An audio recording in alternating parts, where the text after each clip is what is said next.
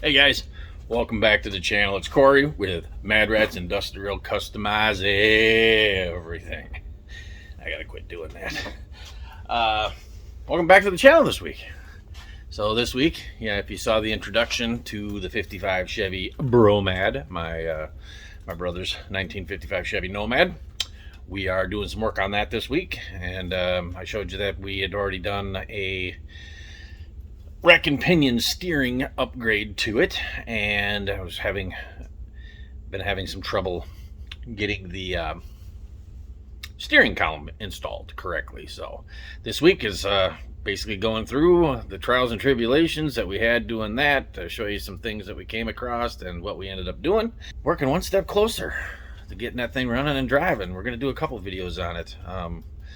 Got a couple of different things we're doing. Take some time, so hope you enjoy it. Hopefully you're a fan of the Trifive Chevys, and the rarer of the Trifives being the Nomads. And no, a two-door wagon is not a Nomad.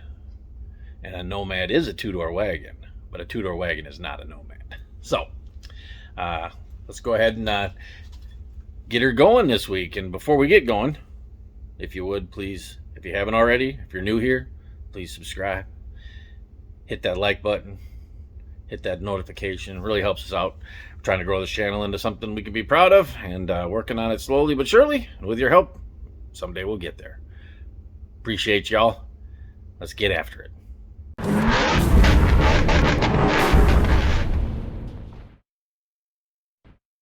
The conundrum I'm having that nobody tells you about, and this is my rant for the video, my weekly rant, is, and this is the other reason I kind of just put it on the back burner because it pissed me off.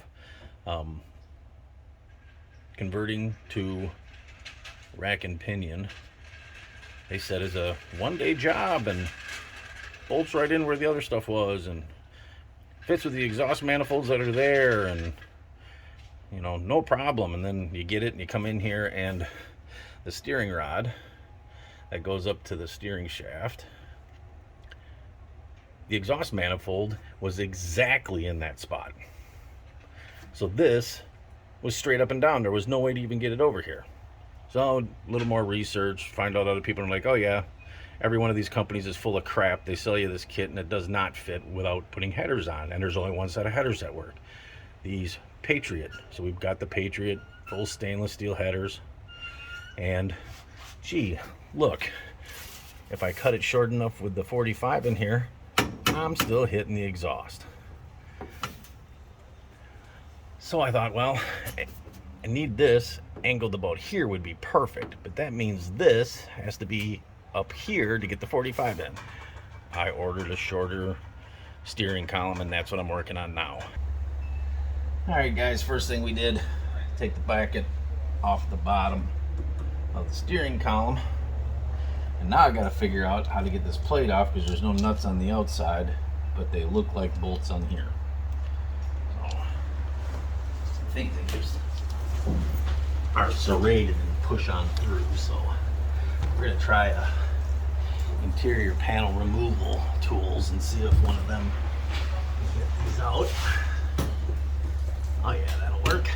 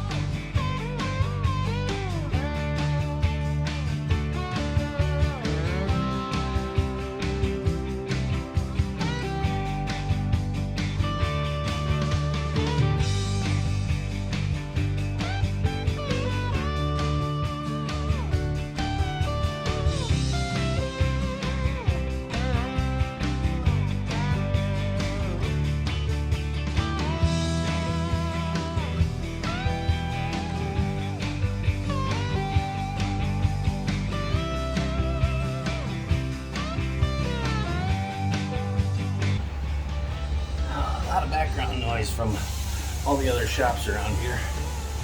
Kind of cool where I'm renting this spot.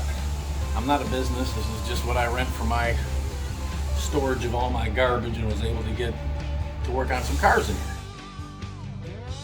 We got car people all around here. I mean, I run into trouble or I don't have a tool for something. It's kind of nice. Everybody really helps each other out. But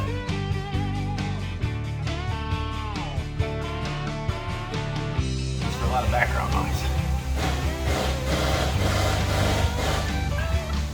What the? I need a vice grips. Good Lord.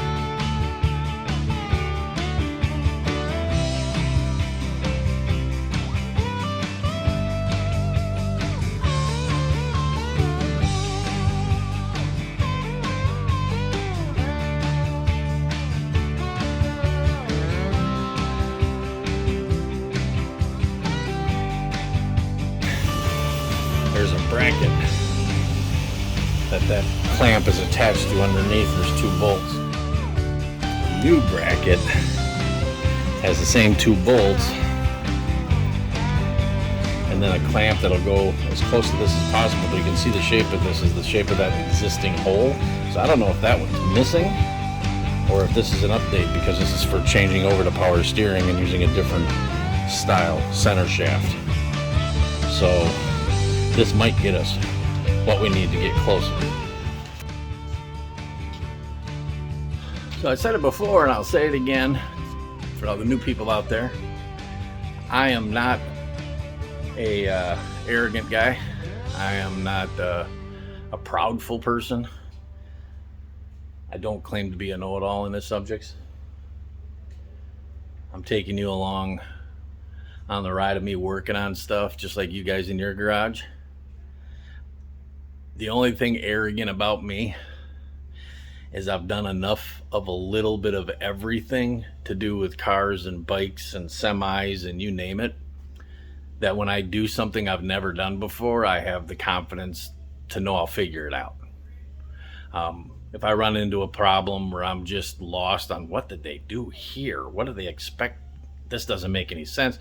I take the YouTube and I'll watch about 10 different guys do it, and the one that makes the most sense is the way I'll try to do it. Mainly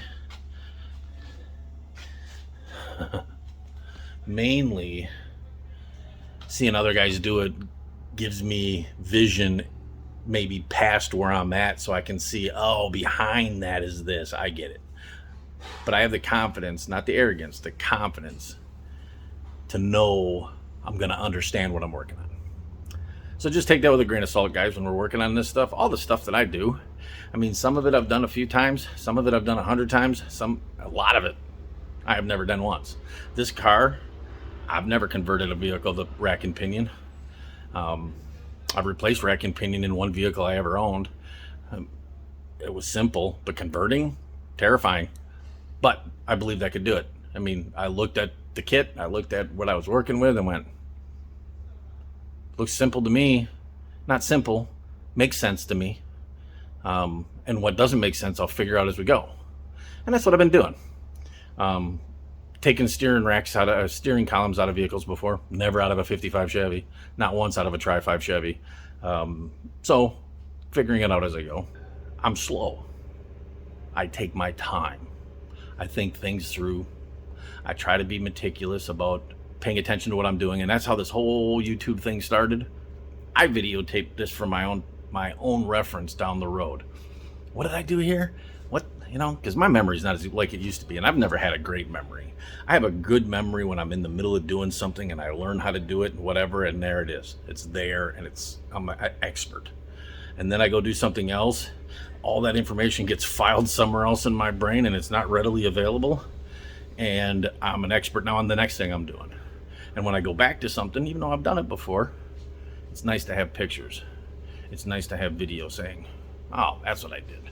Ah, that's where that bolt went. I thought it went over here, but and the video showed me. So that was the whole YouTube experience is from that mainly. I didn't do as detailed videos as I'm doing here. I'm stepping up my game to bring you guys content. And I'm finding it fun, but I also find myself in the middle of doing something going, well, I need to explain to the people why I'm doing it this way or why I'm not doing it this way, because I'm no expert. I don't claim to be. My only claim of arrogance in this whole YouTube universe is I know I can figure out how to work on almost anything.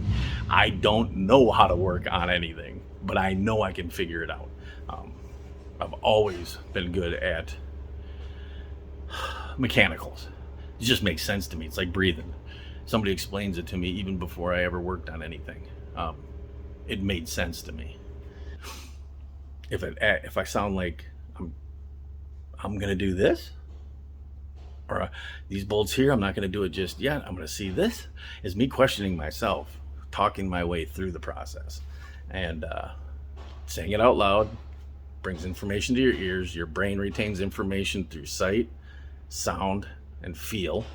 And when it comes to emotions, through smell and taste. We're not smelling or tasting mechanical stuff today. Sometimes you can smell, oh, that's a burnt wire. Or, boy, it smells like you're burning antifreeze. Smell does matter. But in this case, me saying out loud my thoughts sometimes makes your thoughts go, oh, wait, that doesn't sound right, working things out. But I'm also explaining them to you. So, the Rambletron is over. The whole point of this, I've never worked on, I've held wrenches for my dad on this car. I've did a few things for him over the years, very minute things, because he liked to do it all himself. He was, a shade tree mechanic. And, but I haven't worked on these cars, so I'm figuring out as I go, and I don't want to scratch or wreck anything that might not be replaceable. It's now my brother's car, and we want to do it right, and I'm just figuring it out as we go to see what's going to work. So,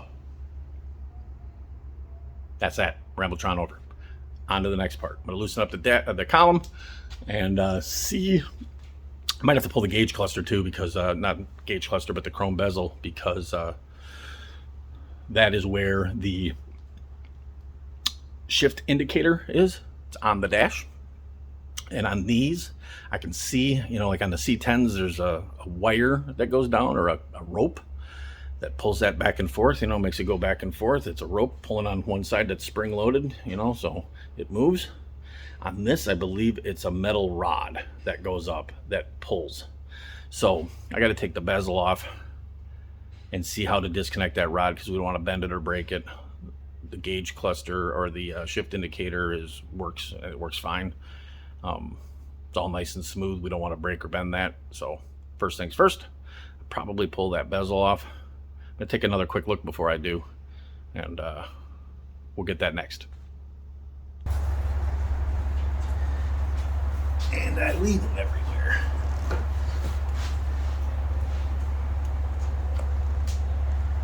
I don't know if you can see this. There's a little slot here, and I can see that metal rod is coming out that slot up into our area here. Oh, this might just already be loose because we took that other piece off. Let me look. If that's the case, I thought this was part of this, but it's a separate piece.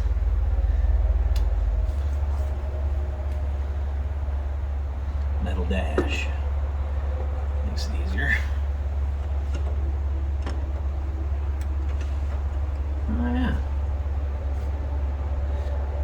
Two little metal clips holding it in. That's nice. Put that there, and there's our metal rod and our shifter. So I can unhook that. Don't lose it. Don't lose it.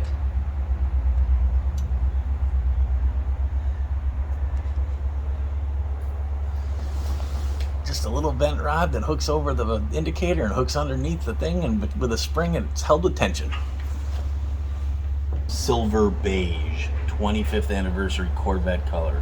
We went down to the Chevy dealership and walked around, and this is the color my dad saw on a 25th anniversary Corvette and fell in love with it. It was originally teal, and it had teal and white interior until this interior, the waffle print, original Nomad waffle print.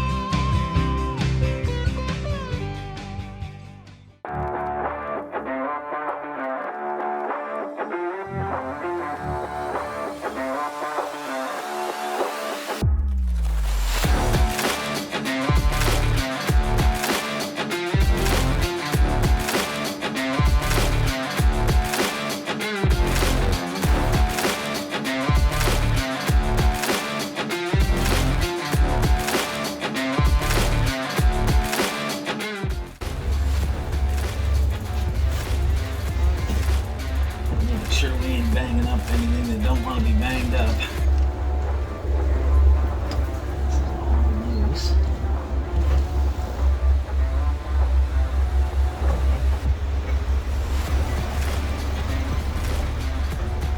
There we go. I'll take that bracket off. Come all the way out. But I still need to get it through that hole down there. And that bracket outside. Got to come off somehow.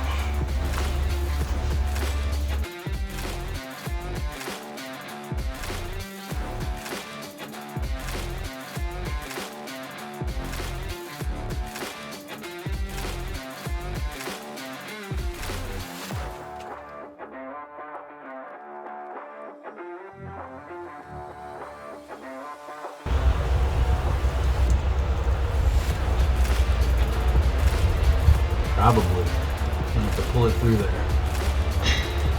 I cannot go any closer because this is in the way of bumping into that. This is a bent piece, not a flush piece. If it was more flush, I could get closer to the firewall. Yeah. Alright. Got some stuff to figure out. Alright.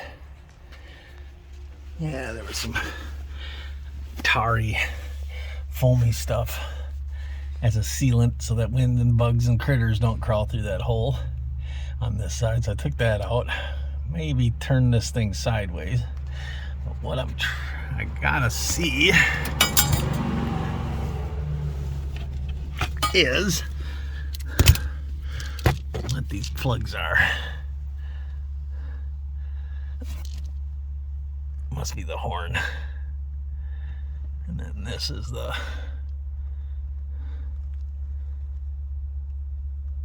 blinkers. Just got to remember those.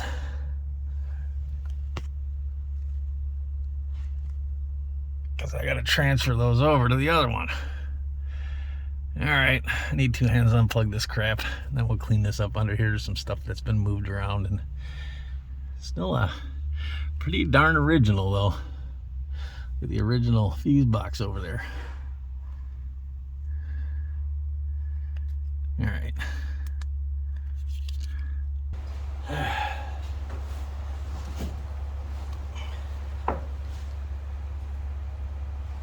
All right, we got the wiring harness connecting the blinker and the horn disconnected.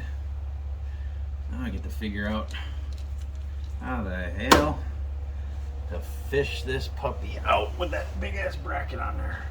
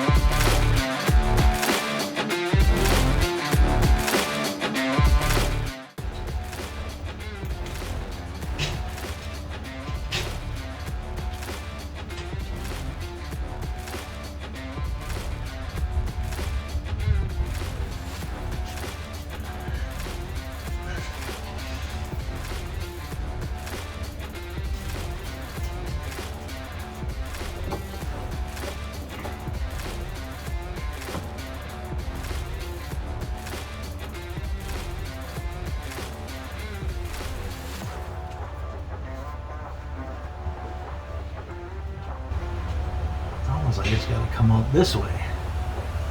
That means I got to pull the shifter off in the car.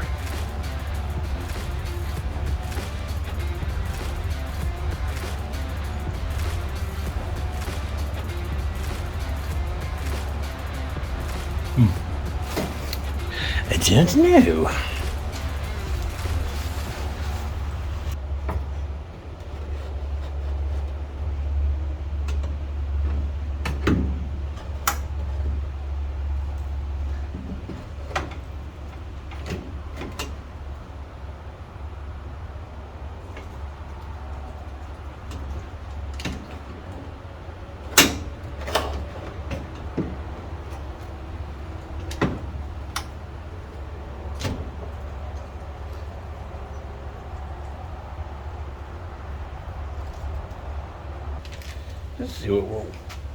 Let's see what we're working with here with this. This is different.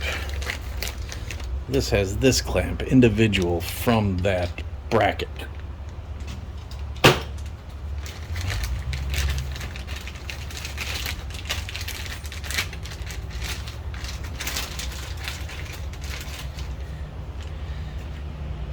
And it has this piece, which hard to tell on camera. This is all foam. So this must go on the inside, mounted down. Then that'll come through that hole there, and then this will cover up that whole thing, because you can't put it that way. Doesn't match up. It matches up that way. I don't know what that's for. That must be a bracket. You know what? I wonder if this little bracket goes through. Is that the same width? It is. It's the same width. So this is going to hold it on the inside. Like that. Which will let me adjust that wherever I want. The new one. So technically, I can probably cut that off. Or I can I'll just do that. So here, I'll show you.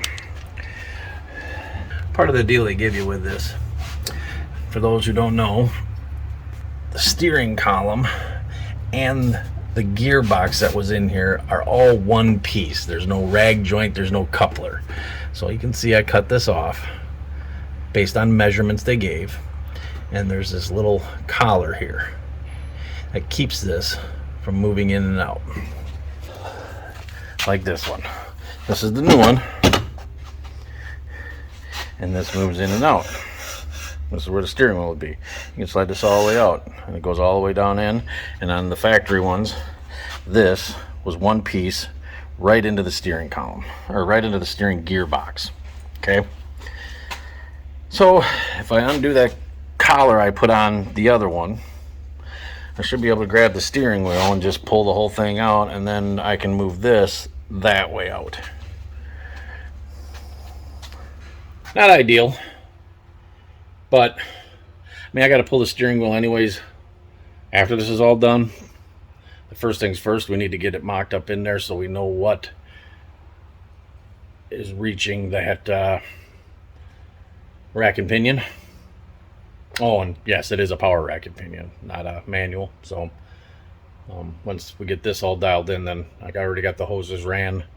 Everything's just finger tight mocked up.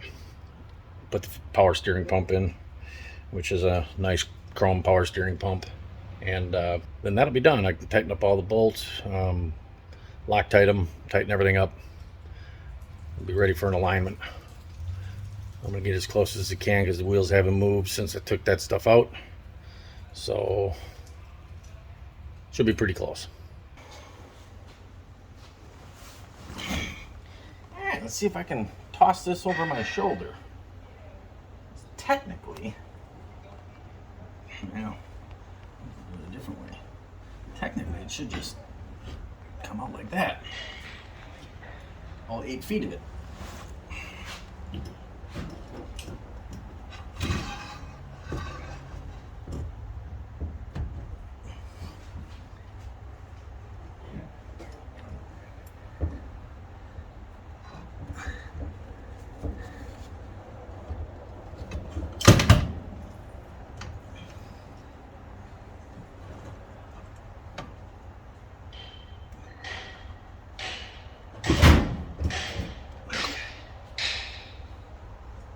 Okay. Alright, now the next part would be to, I guess,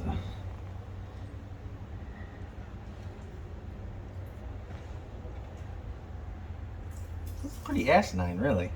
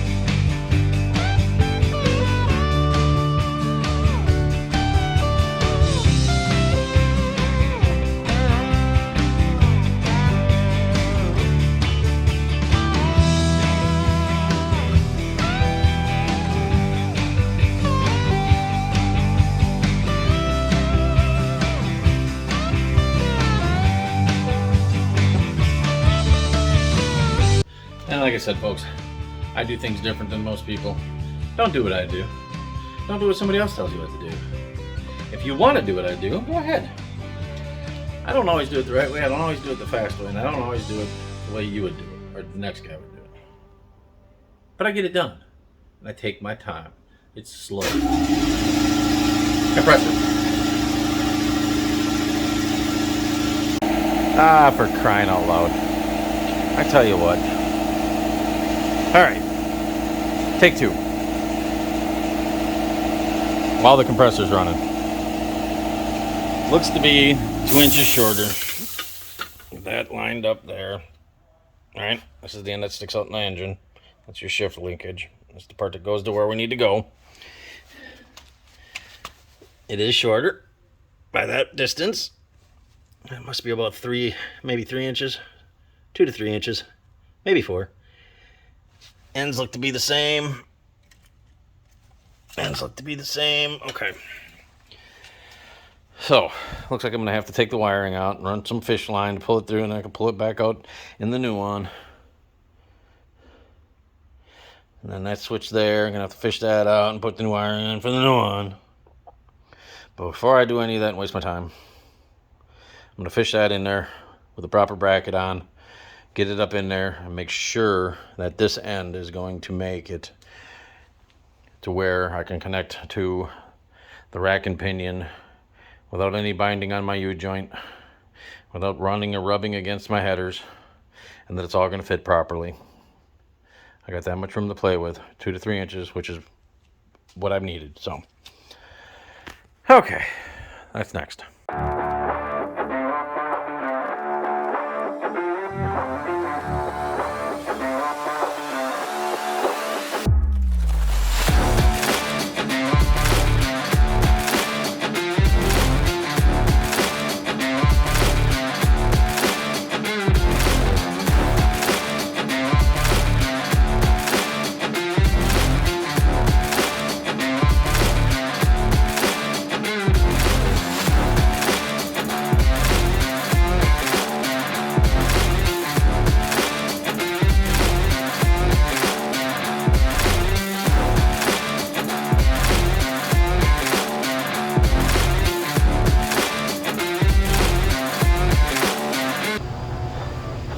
Alright guys,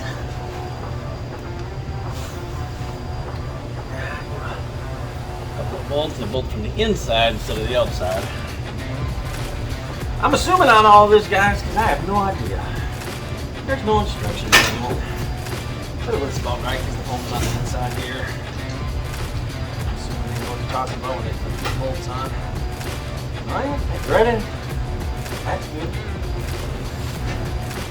Blending some of the glue stuff. Here. Gooder.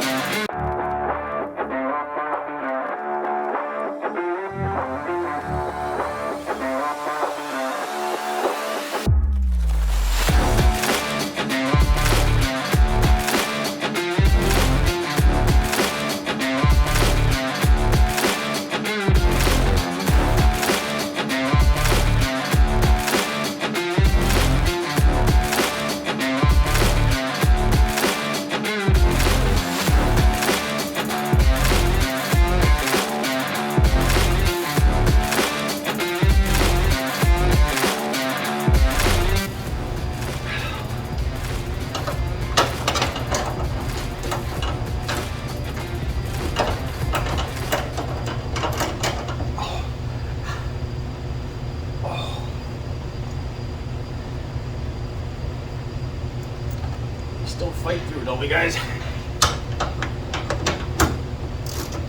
Just takes me longer fighting this stuff, taking a break when I need to. It is what it is. Alright, let's take a look and see if let's see where we're at.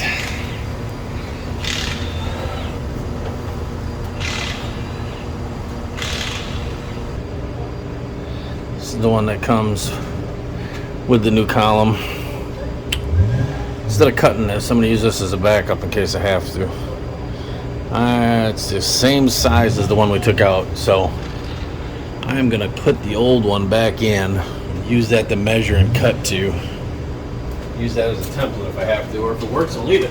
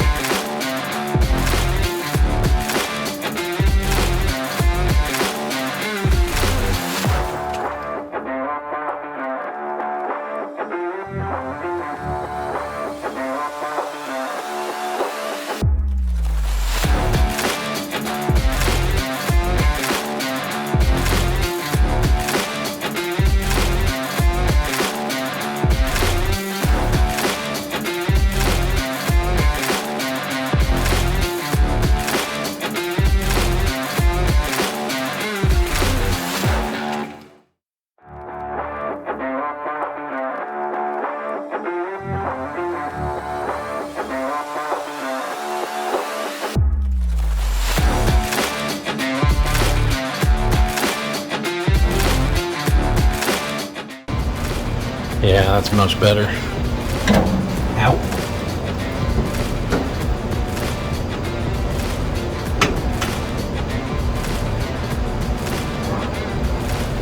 Yeah. I'm thinking that'll do it. So what I did is shot some grease down in here. Pushes it in a little ways. Spin it, spin it, spin it. Same in here. Hard to get at. But same in here, just where you can see the needles, because it's a needle bearing setup. Push it in with a screwdriver, spin it, spin it, spin it. And then I just took the air gun and I just do a little burst to blow the grease down in there. And then spin it, and now it's beautiful. Was a little bound up before. It's fun, but not well. Now we're good.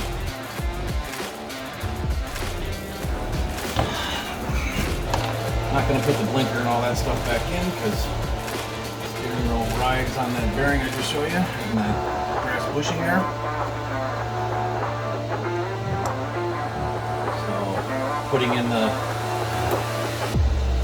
blinker doesn't dictate height of the steering wheel.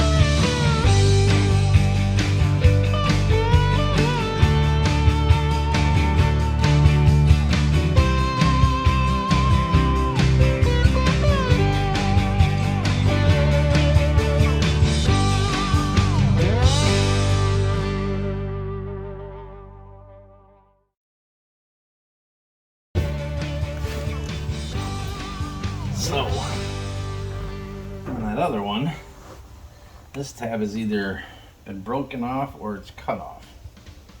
It's just these two tabs. Yeah.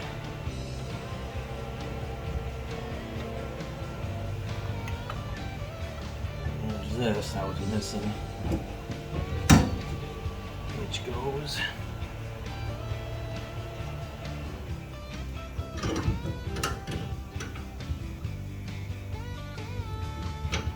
locator tab right there.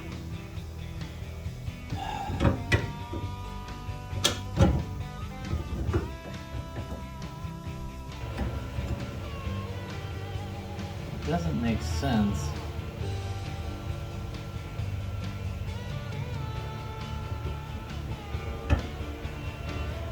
This lines up and it's where it's supposed to be. It lines up with the screws.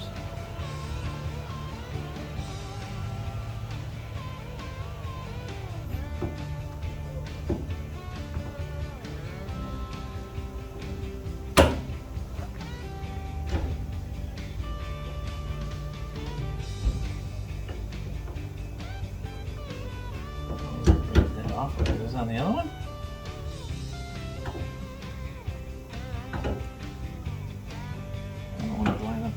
Perfectly. This tab down here is hitting this.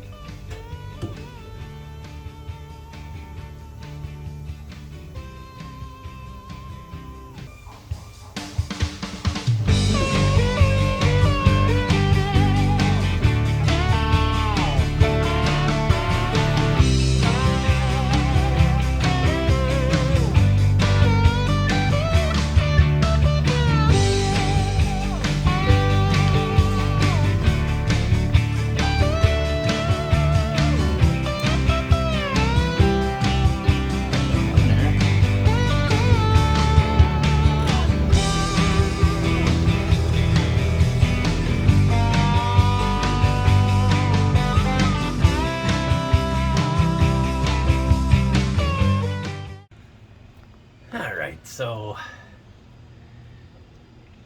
we had to do something a little different. I'm going to pull this out one last time, but see that chrome one? Yeah, I'll show you why. All right, guys, just a little update on why we had to change directions once again, because, you know, aftermarket lies to you. This is the steering column we were going to put in the Nomad. This is supposed to be a direct replacement, 3 inches shorter. Didn't notice this right away. Wish I would have. But you can see where the shift linkage is. There's nothing after it. Why is that important, you say?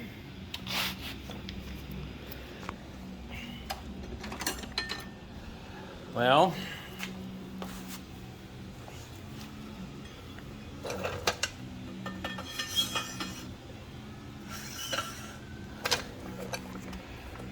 when the steering rod's in there, this can move, like we talked about. The steering wheel is attached to the other end, and it moves. So this collar goes on here, centers it up, locks it in place, right? The set screws would be locked in place. Well, that's wonderful. Except for it's up against the shifter linkage. And if you shift this, this has to come down to clear the tang, the indent for park, to reverse, neutral, and so on. So this has to move this way. And if that's locked on there, nothing can move. If you give it enough slack, when it does move, it's going to push down on this collar, which is going to do this. Now your steering wheel moves an inch while you're shifting in and out of gear, and it sits an inch off the frickin' column on that end with a big gap under your steering wheel. This one, if you put that same collar on there,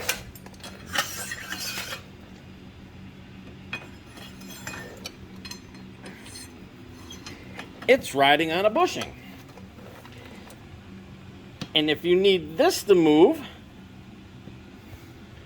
well, I don't have it locked on, but if you need this to move, it's moving on above this, sliding back and forth on the rod, because this is locked into this bushing. That isn't going on here. This is not a direct replacement. This is bullshit and lies. You can't tell, guys, I'm a little upset. Everything else was the same. Oh, except for, you know, having to rewire everything because they're too lazy to sell you one with wiring in it. Aggravation. So we bought this one. Might as well went with tilt, went with the modern, already in.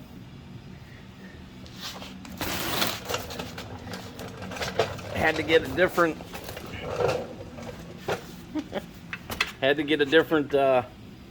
knuckle for down here, because this is a double D, not round, which is fine. I've got to cut the fit, and it all fits now. I had to clearance the headers a little bit just to get enough room to get a credit card under there. And I'm going to drill some holes in this, and then that double D will be on there permanently. And with this shifter, it's column shifted. It works just fine, because this doesn't do the indents. It turns on the inside. I don't need a stop because this is permanently mounted. There's no up and down slide action. Yeah, so nice chrome one. $180 for that one versus $250 for that piece of shit that doesn't have tilt. It doesn't have any of this. You got to transfer everything. You got to put wiring in it, and it's a piece of junk. Modern technology, cheaper than that. Both made in China. So don't give me that cheaper China crap. You just throw on there like original. And yes, I did have to buy, I could wire that in because it's got the modern wiring plug versus this old school stuff. I could have wired it in, but they make a nice jumper harness that I can plug into that actually plugs into the factory, everything factory on the car. So I think we got it licked this time. If not, it's got me licked, because I don't know what to do after this if this don't work. So at this point, I've got our, it's still 3/4 round on this end. I'm gonna weld this. This is a weld on.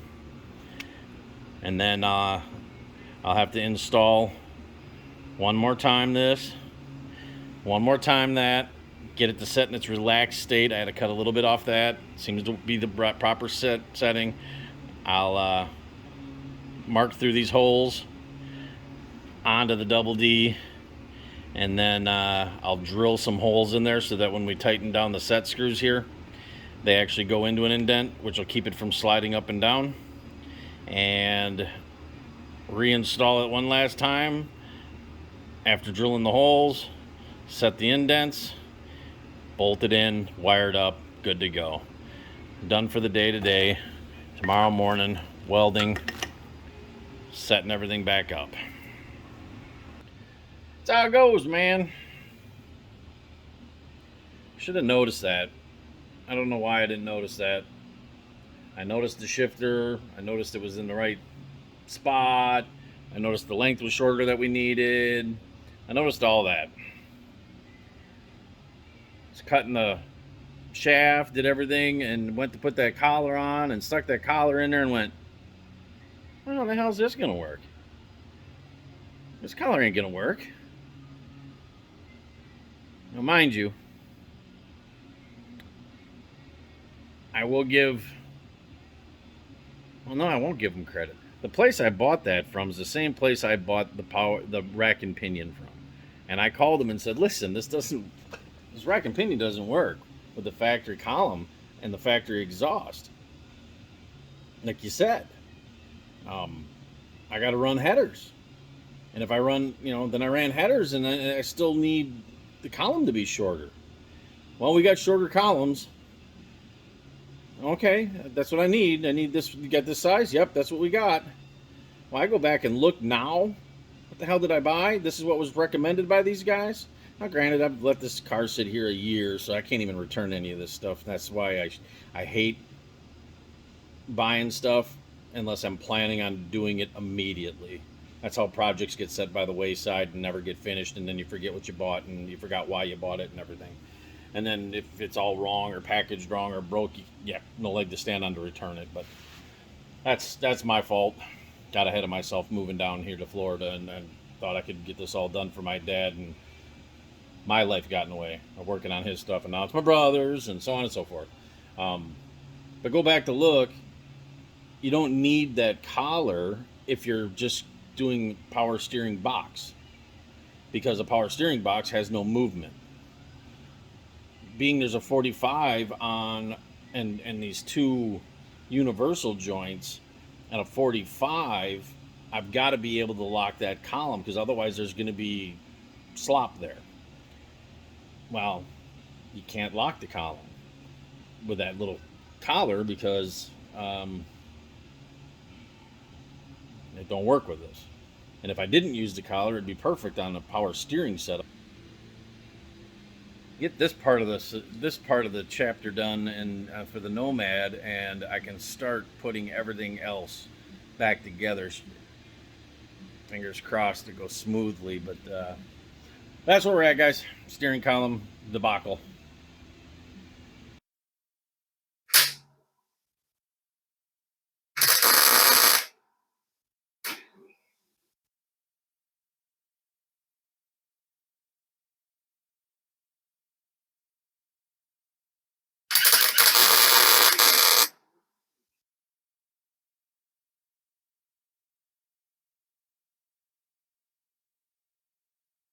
Anything helps, I guess.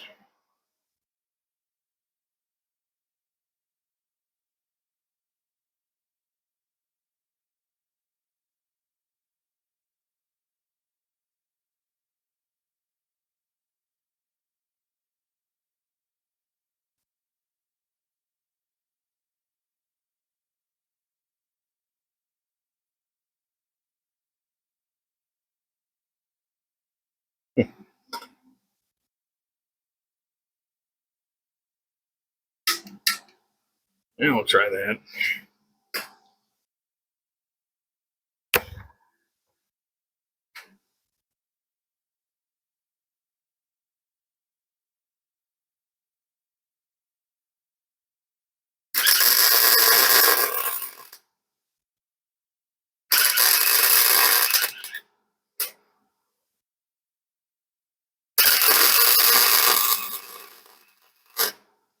Need a welding table, something I could prop this up on better, but we deal with what we got, folks.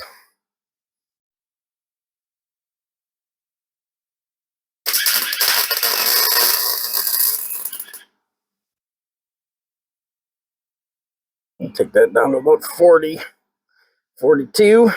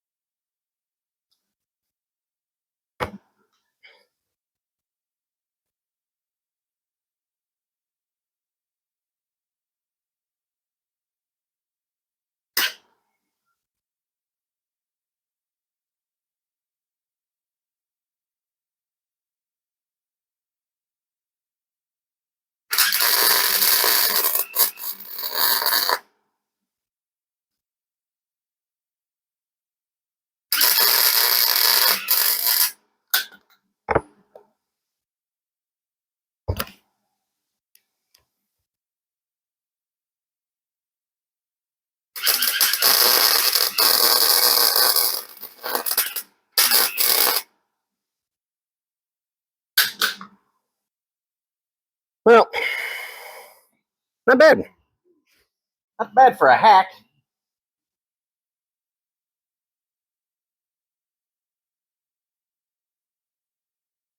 My start and stops need some help, but definitely hot enough. And the nice thing about this piece is this isn't holding it. It isn't structural. It's just keeping it from ever loosening up and turning inside there. And there's never going to be that much force on it. We've got penetration on both sides. Yeah, I think we did all right. I'm sure the haters and the experts will tell me what I did wrong, and I'm always open for good conversation, good criticism. But again, said it before, I'll say it again. Be nice. We're all in this together learning. I never claimed to be an expert.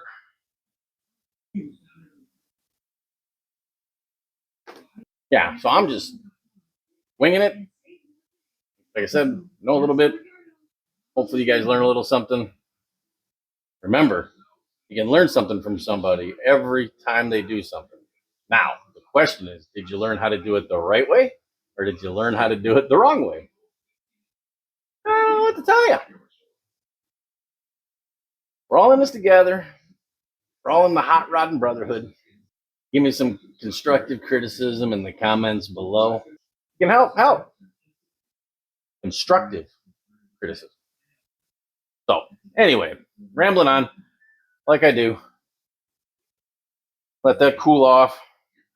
I will probably grind it up just to make it look good because that end is the closest end to the steering column. So it's kind of out in the open. I will probably smooth that out just for aesthetic reasons.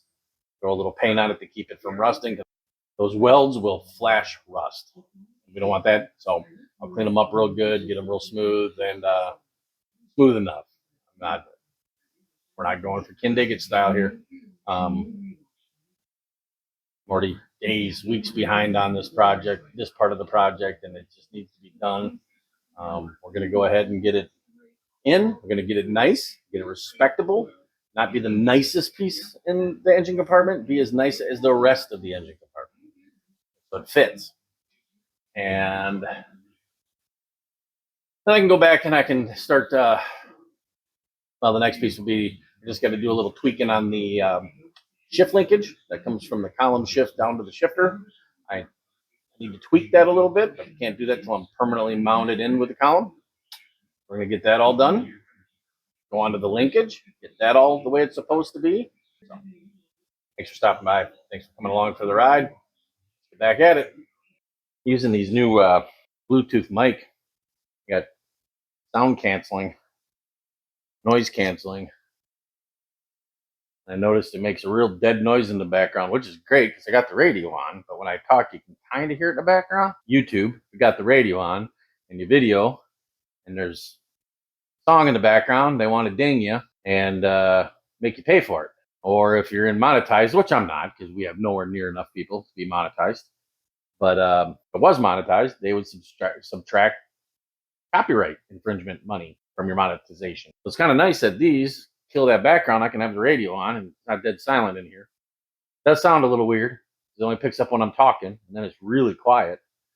But kind of digging it. And I can walk far away from the camera and you still hear me. I noticed on some of my videos I had to really crank up my volume because I was walking and talking and stuff, and then I got blurbed out. So far so good. Just did a little preview on that and seeing how the videos turned out. I'm kind of digging it. But I also noticed when I was welding, it was cutting the welder out. You'd hear the first bzzz, and then it would, like I stopped welding, but I was still going, so it was killing out that background noise of the welder, even though the welder was the main noise. Kind of cool. We'll see what it does with the grinder. Probably pick up the grinder for a second and then little flapper action. Try that. Finish.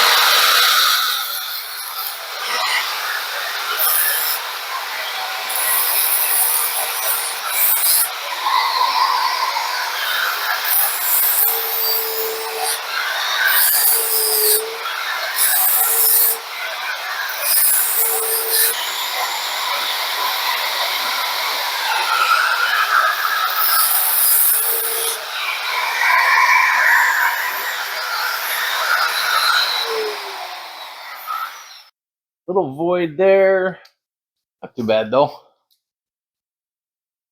I think I'm gonna hit that void so I can smooth it back out, and then it'll look the same as the rest. I think it's anything anybody, wow.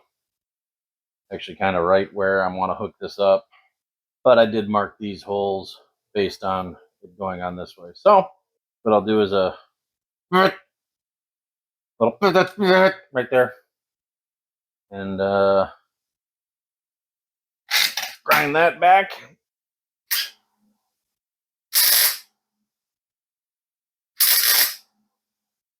That might just do it.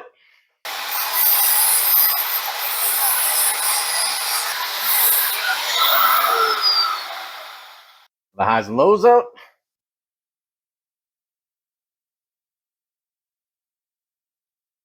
No paint on there, that'll look fine. Good enough to do that. Good enough to throw a little steering rod action. That end was machine weld on a machine laid that in.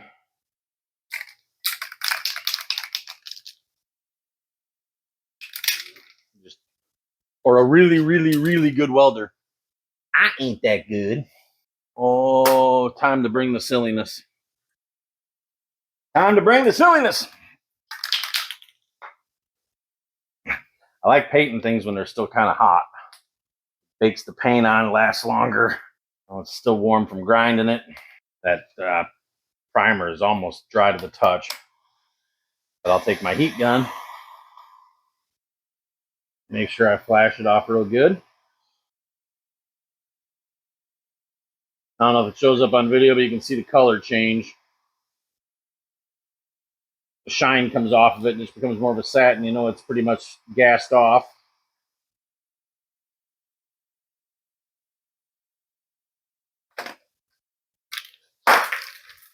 I don't know about you guys. This Rust-Oleum 2K, it's not 2K paint. It's double the coverage. Goes on really nice. Got the perfect satin color for chassis and engine compartments. And Rust-Oleum, right? I haven't had really any problems painting a lot of stuff, brackets and stuff like that with this. Some guys are like, oh, you need chassis paint, you need something a little more durable. Yeah, you might be right. I have yet have any problems with anything that I've done with it. Holds up pretty good, especially when I do it this way when it's still hot. Has a chance to kind of bake on.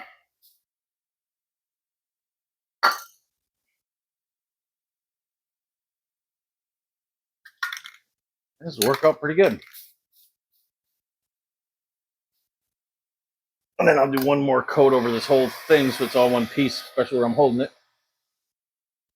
But I like the first coat.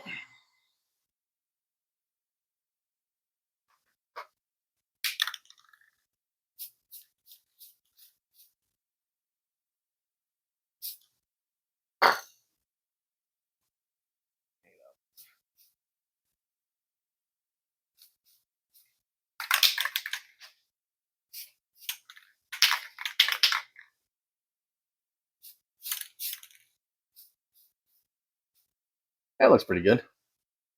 Not as good as a machine. That looks pretty good. Good enough for the girls we date.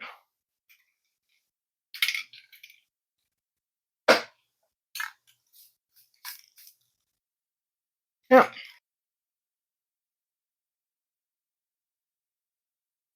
And no, you don't want to go too far with this.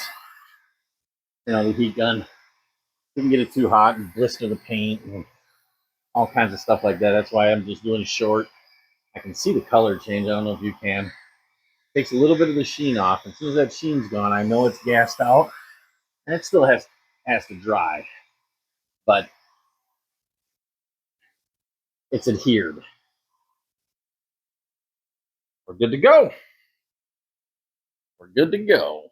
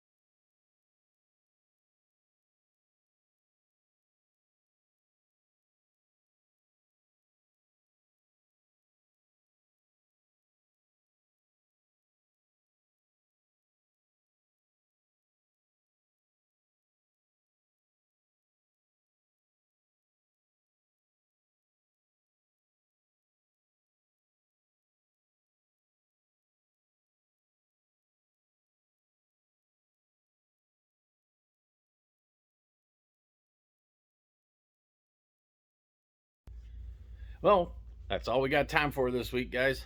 Hopefully you enjoyed that. Hopefully you learned something. Hopefully you learned how to do something. Hopefully you learned how not to do something. hopefully, hopefully this will help make a decision if it's something you want to do yourself. Nothing ever goes smoothly with these projects. Aftermarket parts are just, they are what they are. You got to make them work. Um, Still got the steering wheel to put in. Holding off on that at the moment until we decide what steering wheel we are going to put in. And we'll get it wired up then. But we're going to get the Nomad moved over to our 2-post lift. And our next video is probably going to be doing the exhaust and laying that out. We're running a 2.5-inch stainless steel Pipes brand exhaust system with an X pipe in it. This vehicle's never had anything like that. I think the exhaust we pulled off of here was a 1.5-inch. Really interested to hear this thing run with that exhaust on there and see what that sounds like. So if you're interested in seeing custom exhaust kit, I'm sure we're gonna have to do some modifications because there's nothing stock on this vehicle. That's what we keep running into. Things have been changed over the years, and supposedly stock is what it needs and stock isn't what it is. So we have to modify and play around to get what we need out of that. So appreciate y'all for stopping by. Appreciate y'all for coming in, and hopefully you can go ahead and comment down below. Let me know what you think. Let me know how I'm doing. Let me stop in, say hi, whatever it is. So again, thanks for stopping by, and until next week, don't forget, don't wait for your project to be perfect to enjoy it. Never happens. It'll sit for years. Do a little bit, drive it, enjoy it, get motivated to do the next little bit. Until next time, guys, keep hot rodding, keep wrenching.